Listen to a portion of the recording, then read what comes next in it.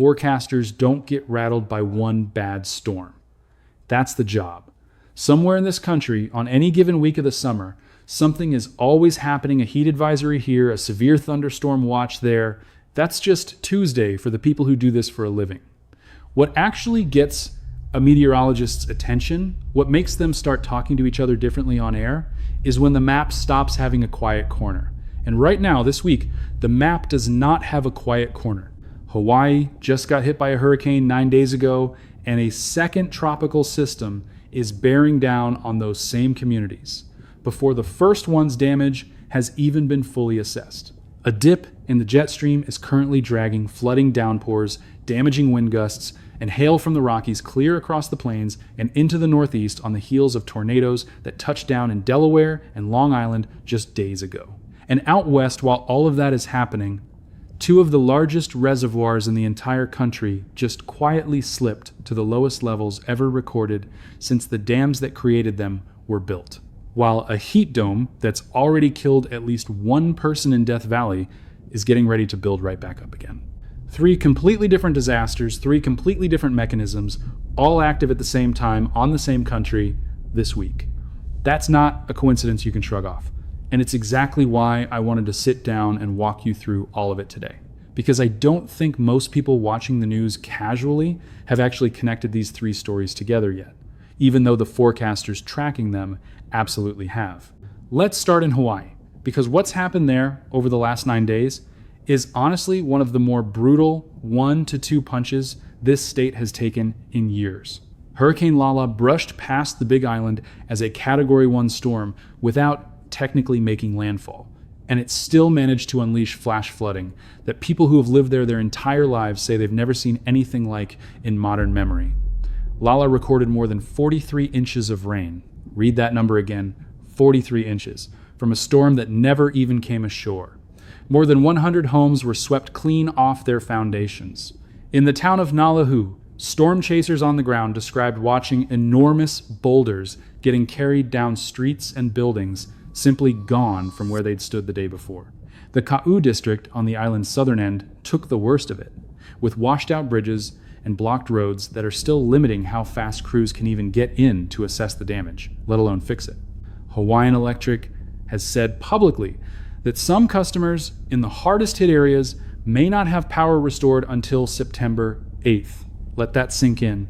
As of right now, this week, there are still homes in Hawaii running dark more than 3 weeks out from getting their lights back on. And the Hawaiian Volcano Observatory itself, the facility that monitors Kīlauea, one of the most active volcanoes on the planet, has been running on backup power since Lala hit because the grid still hasn't been restored to it. And now, before any of that recovery work is finished, before the roads are even fully passable in some of those communities, Tropical Storm Moku is bearing down on the exact same islands. The current forecast has Moku's center staying well offshore, tracking somewhere in the range of 150 to 200 miles south of the Big Island, rather than making a direct approach the way Lala did. But here's the thing forecasters keep stressing, and it's a genuinely important distinction if you don't follow tropical systems closely. A storm center missing an island doesn't mean the island misses the storm. Moku has a large circulation, and that circulation is still expected to bring torrential rain, renewed flash flooding, and a real mudslide risk to ground that is already saturated from Lala less than 2 weeks earlier. Saturated ground plus more heavy rain is precisely the recipe for landslides and debris flows, because the soil has no capacity left to absorb anything new. The water just runs, and it runs downhill and it takes whatever's loose with it. Hawaii County Emergency Management has already told residents and businesses to have their preparations finished, and storm shelters began opening ahead of the weekend. Hawaii Volcanoes National Park shut down entirely ahead of Moku's arrival. And in a detail that honestly sounds like something out of a disaster movie script if it weren't completely real. Geologists at the Hawaiian Volcano Observatory are separately forecasting that Kīlauea's next eruptive episode could begin as soon as this weekend. The same weekend, Moku is expected to be delivering its heaviest rain, meaning the park may stay closed straight through the eruption simply because conditions on the ground won't be safe enough for anyone to view it. A volcano and a tropical storm arriving on top of each other on an island already down homes, down bridges, and down power. Hawaiian Electric has said as plainly as a utility company ever says anything that a new storm could delay the restoration work already underway, or cause an entirely new round of outages layered on top of the old ones. Because the trees that survived Lala are now standing in saturated ground, which makes them far more likely to topple in Moku's winds and take fresh power lines down with them. Now, let's come back to the mainland, because while Hawaii has been dealing with back-to-back tropical systems, the continental United States has its own version of the same theme playing out, just with a completely different mechanism behind it.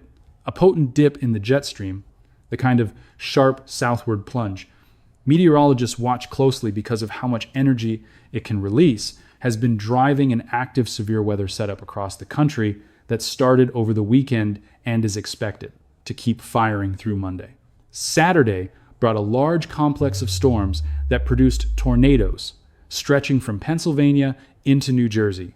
The same general pattern put rare tornadoes down in Delaware and out on Long Island, a part of the country that doesn't see tornado touchdowns nearly as often as the Plains or the South, which is exactly why forecasters flagged it as unusual. From there, the threat rolled westward and back east again, in waves.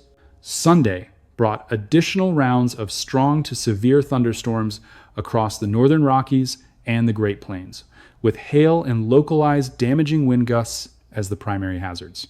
And one weather agency's own storm max wind gust projection for that stretch topped out around 80 miles per hour, squarely in the range that snaps trees and tears roofing off buildings farther east.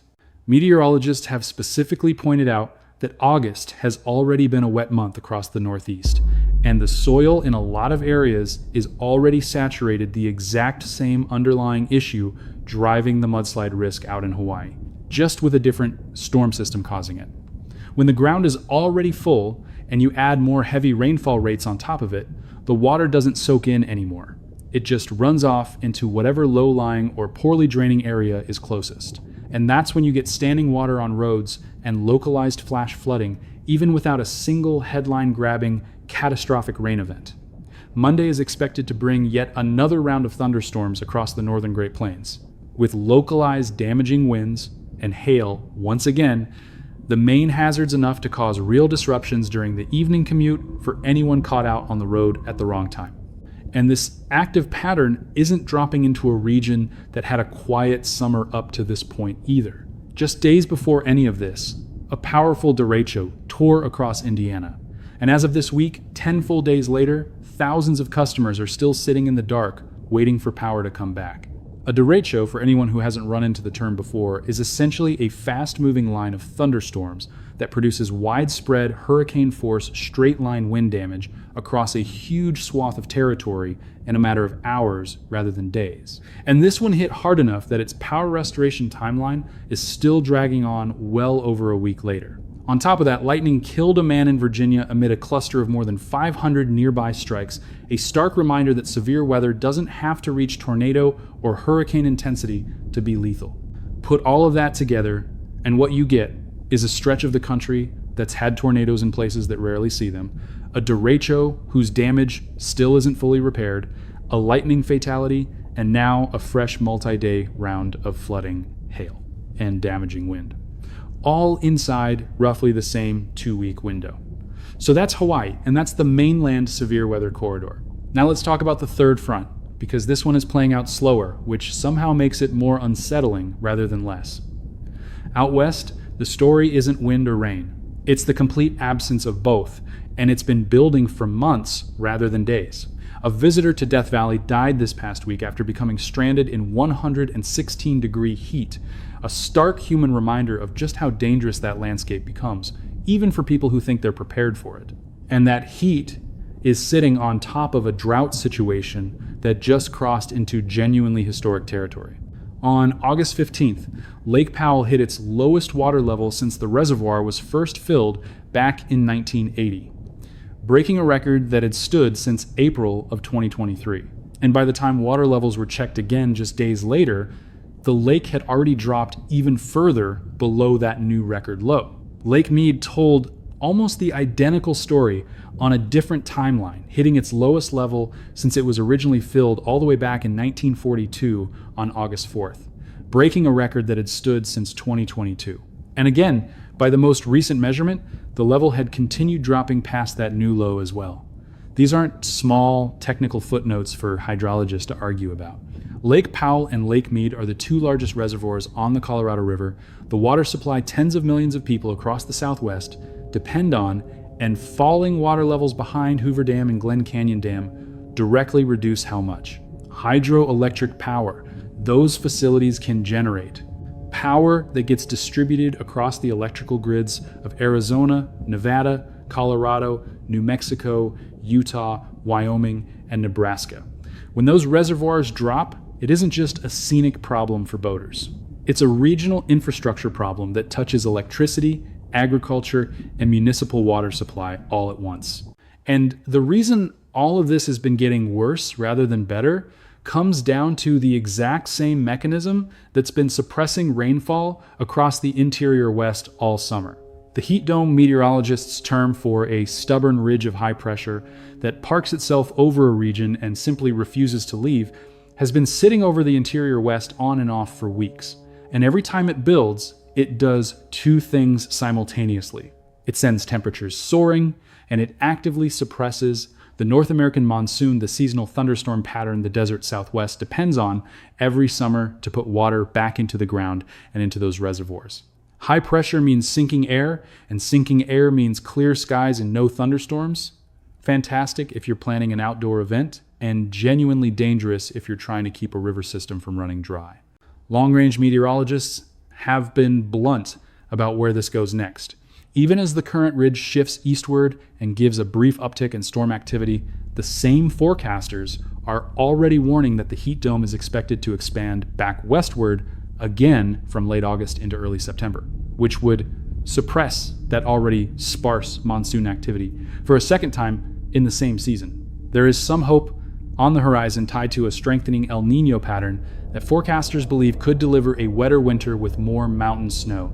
Genuinely, the best long-term shot this region has at meaningful drought relief. But that relief, if it comes at all, is months away. And there's an added wrinkle in the outlook itself, because the same long-range forecasters tracking El Niño's strength this year are also flagging early signs that the pattern could flip toward a La Niña by 2027 into 2028, which would tend to push things back in the drier direction all over again. So even the good news here comes with an asterisk attached to it. Here's where this gets genuinely interesting from a big picture standpoint, and it's the detail that ties this entire week together into one coherent story instead of three separate ones. That same strengthening El Niño pattern that forecasters are hoping will eventually deliver rain to the parched Southwest is the exact same climate driver responsible for the biggest hurricane season headline of the year. And it's a headline that sounds like good news on the surface, but comes with its own serious caveat buried inside it. One major weather agency just lowered its Atlantic hurricane season forecast and lowered it significantly, now calling for somewhere between 8 and 11 named storms this year, down from an initial spring forecast that had called for 11 to 16.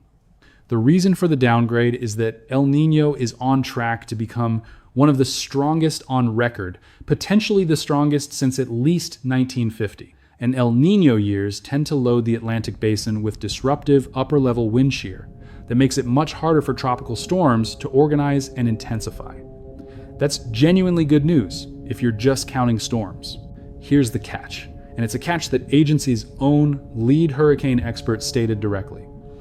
Even with the total number of storms revised sharply downward, the expected number of direct impacts to the United States has not moved at all. It's still sitting at 3 to 5 storms for the season, the exact same range the original forecast called for back in the spring.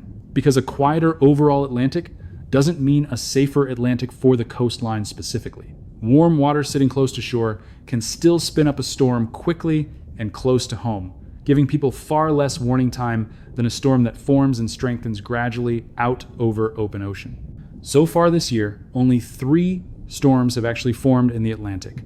Arthur and Bertha both made landfall along the Gulf Coast, and Cristo spun briefly over open water before falling apart. That pace is running noticeably behind the historical average, where the first hurricane of the season typically arrives by August 11th, and the fourth named storm typically forms by August 15th. Both of those benchmark dates already behind us, with the season still sitting at just 3 named systems and 0 hurricanes. For comparison, last year had already produced 5 named storms by this same point in August, including a Category 5 hurricane. If this year goes on to finish without a single hurricane making landfall on the continental United States, it would mark a genuinely rare stretch. Only 2 other multi-year gaps like that have happened since the start of the century. One from 2000 into 2001, and another from 2009 into 2010. And the longest gap in the entire historical record, stretching back over a century and a half, lasted 3 consecutive years, from 1862 through 1864. But here is the sentence every single hurricane forecaster wants you to actually hold on to, because it's the one that gets lost every single time a season's total storm count gets revised downward. It only takes one storm. The 1992 season is the textbook example meteorologists reach for every single time this conversation comes up, because that year produced just 7 named storms total, one of the quietest seasons on record by that raw count. And one of those 7 storms was Hurricane Andrew, a catastrophic Category 5 that devastated South Florida and remains one of the costliest hurricanes in American history. The number of storms a season produces and how destructive that season turns out to be are simply not the same measurement. And pretending they are is exactly the kind of mistake that leaves communities underprepared right when it matters most.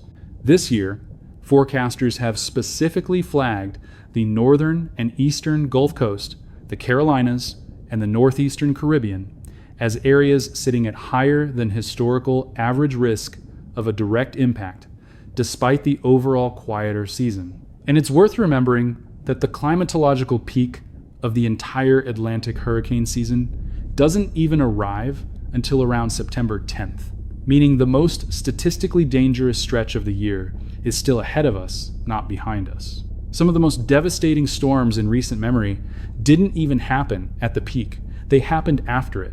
Hurricane Helene made landfall in Florida's Big Bend as a Category 4 storm on September 26th of 2024, causing catastrophic flooding that reached deep into the southern Appalachians. And less than 2 weeks after that, Hurricane Milton came ashore near Siesta Key as a Category 3.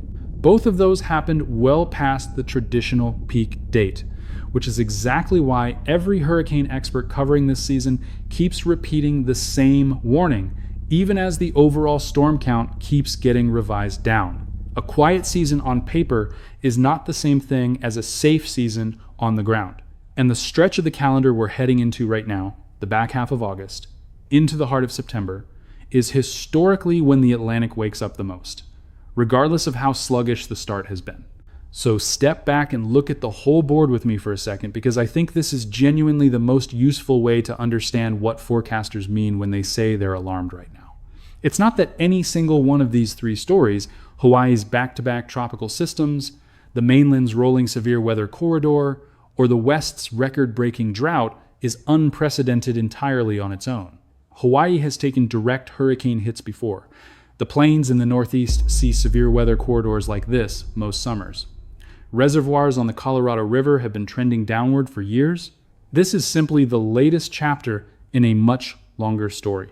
What actually makes this specific week different, and what's genuinely got forecasters talking to each other about it, is that all 3 of these systems are peaking at the exact same time, stacked directly on top of a hurricane season that hasn't even reached its historical peak yet, with a strengthening El Niño reshaping the back half of that season as we speak. Every region of this country is currently dealing with its own version of an atmosphere that has stopped giving anyone a break, whether that break would have looked like a dry week in Hawaii, a calm stretch in the plains, or a single good soaking thunderstorm out in the desert Southwest. So here's what I'd actually tell you to do with everything we just walked through, because none of this is useful to you if it's just something scary to watch and then scroll past. If you're anywhere near Hawaii or you have family there right now, Take the shelter guidance from Hawaii County Emergency Management seriously. Even though Moku Center is forecast to stay offshore because saturated ground and a large storm circulation can produce landslides and flash flooding without the storm ever making a direct hit. And that's exactly the scenario meteorologists are watching most closely this weekend. If you're anywhere under that severe weather corridor running from the Rockies through the plains and into the Northeast over the next couple of days, don't drive through standing water, full stop, no matter how familiar the road looks, because it takes shockingly little moving water to sweep a vehicle off the pavement. And with soil already saturated across a lot of these areas, flash flooding can develop faster than the radar picture might suggest. If lightning is anywhere in your forecast, get inside a substantial building or a hard-topped vehicle and stay there until 30 minutes have passed since the last rumble of thunder. Because the man who died in Virginia this week was killed by a storm that most people wouldn't have even classified as their main weather concern that day. And if you're out west under any kind of heat advisory, treat it as seriously as the man who died in Death Valley wishes he had. Hydrate constantly. Avoid strenuous activity during peak afternoon hours. And never assume a short trip into the desert doesn't need real preparation, because the margin for error out there in triple-digit heat is a lot thinner than it feels from inside an air-conditioned car. And if you live anywhere along the Gulf Coast, the Carolinas, or the northeastern Caribbean, don't let a quieter overall hurricane season forecast talk you out of being ready. The season's peak is still ahead of us, not behind us. And as every hurricane forecaster covering this year keeps saying in almost the exact same words, it only takes one storm to define an entire season for the people standing in its path. Keep your hurricane kit stocked. Know your evacuation zone if you're in a coastal community. And don't wait for a storm to already have a name and a forecast cone before you start paying attention. Because the systems that develop closest to shore, exactly the kind of systems this year's warm coastal waters can still fuel, even under a strong El Niño, are the ones that give you the least amount of warning time to get ready. This channel exists specifically to help you see these patterns before they're the headline, not after. So if Hawaii's recovery, the severe weather corridor, or the Colorado River's drought crisis takes a turn in either direction over the coming days, we'll be breaking it down here. Drop a comment telling me which of these three fronts worries you the most: Hawaii, the mainland storm corridor, or the western drought. And I'll come back to whichever one you pick most in the next video. Subscribe so you don't miss it. Stay weather aware out there, and I'll see you in the next one.